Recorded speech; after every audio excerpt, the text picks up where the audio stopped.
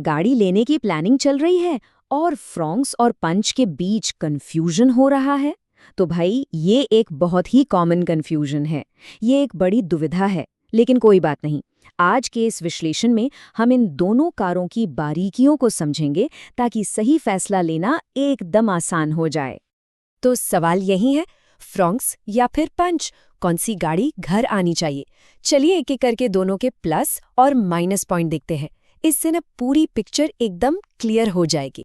तो चलिए सबसे पहले बात करते हैं मारुति फ्रॉन्क्स की।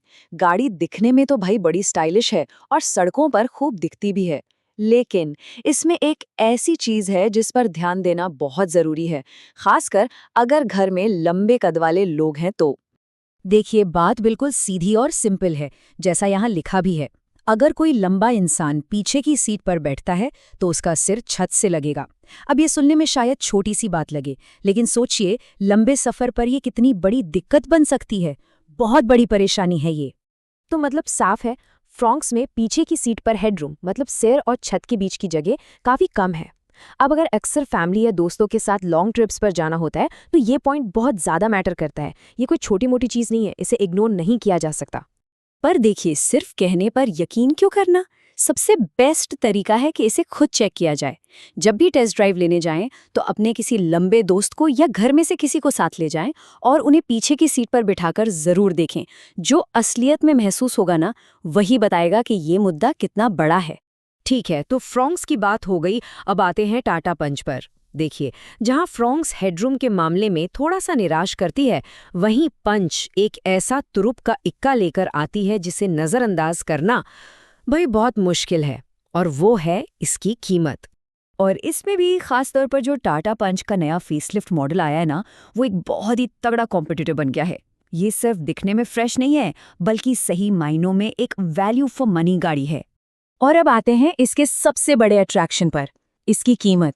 इसका जो स्टैंडर्ड पेट्रोल मॉडल है वो सिर्फ 5,69,100 रुपए से शुरू हो जाता है। आप सोचिए, इस प्राइस पॉइंट पर यह गाड़ी अपने सेगमेंट में सच में धमाल मचा रही है। और कहानी सिर्फ पेट्रोल मॉडल पर ही खत्म नहीं होती। पेट्रोल मॉडल की स्टार्टिंग प्राइस तो है 5,69,100, लेकिन जो उसका नया सीएनजी मॉडल लॉन्च हुआ है वो भी सिर्फ 6,69,000 रुपए से शुरू है। इससे साफ पता चलता है कि टाटा प्राइसिंग को लेकर कितनी अग्रेसिव है। लेकिन एक मिनट रुकिए। जब भी टाटा का जिक्र होता है, एक सवाल हमेशा हवा में तैरता है, भाई इनकी सर्विस कैसी है? ये एक ऐसा टॉपिक है जिस पर बाजार में सालों से बहस चल रही है। तो चलिए आज इस पर भी बात करते हैं कि इसमें कितना सच है और कितनी सिर्फ सुनी सुनाई बातें।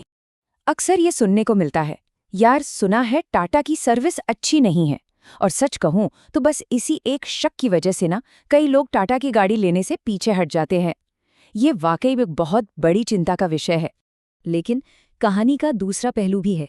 इसके जवाब में एक दूसरा तर्क भी दिया जाता है जो कहता है, अरे ये सब तो बस ब्रांड को बदनाम करने की बातें हैं। अब ये अपने आप में एक बहुत बड़ा दावा है जो सालों से बनी बनाई इस सोच को सीधा सीधा चैलेंज करता है। तो सवाल ये है कि इस तर्क के पीछे लॉजिक क्या है? देखिए, सोच ये है कि शायद कुछ गिने चुने लोगों के जो बुरे एक्सपीरियंस रहे, उन्हीं को इतना बड़ा चढ़ाकर फैला दिया गया कि ये एक आम प्रॉब्लम लगने लगी। हो सकता है कि ये कुछ इकलौते मामले हों और पूरे सिस्टम में कोई गड़बड़ ना हो।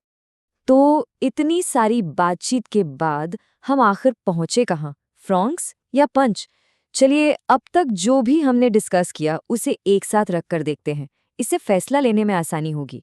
तो देखिए, आखिर में मामला एक बहुत ही सीधे साधे चुनाव पर आकर टिक जाता है।